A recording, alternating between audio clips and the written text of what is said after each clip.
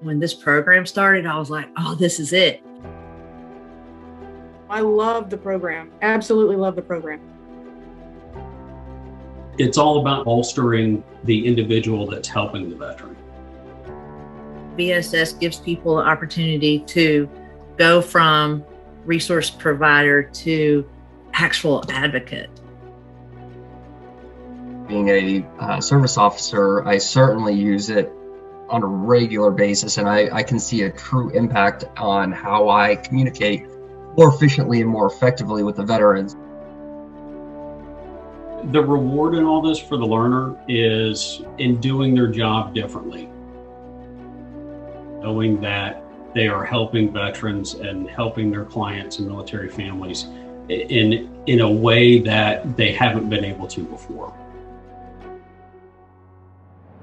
The idea behind the program is to really develop the skills of individuals who work with veterans on a daily basis and may see themselves in one capacity, but really with a bit of training can offer so much more.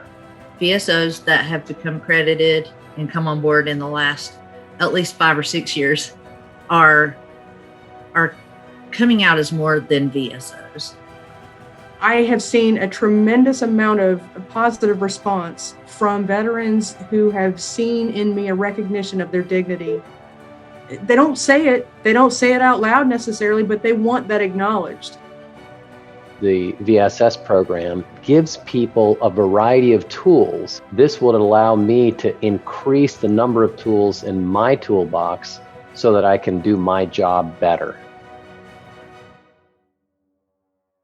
So what is a veteran support specialist? Number one, understanding. It's an opportunity to come in for 2 full days, one on the front end, one on the back end, and a midpoint call in between to kind of check on learning. Most of y'all are veterans, some aren't.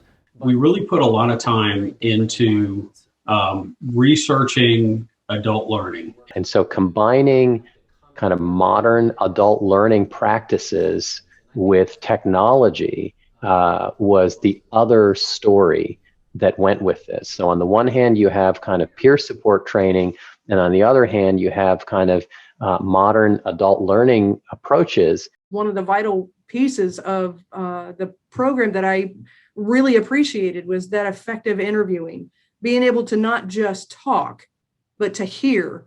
Picking up on those context cues, asking the appropriate question, knowing how to ask that appropriate question, and then developing it further beyond that.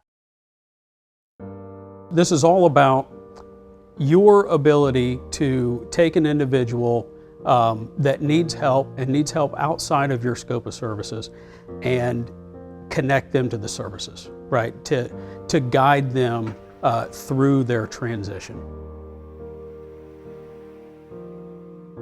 If you care about working with veterans and you really get into your job, regardless of what the job is, at least for me, any help that I can get in understanding people, engaging with people, and trying to begin to help them turn their lives around, any help that I can get is welcome.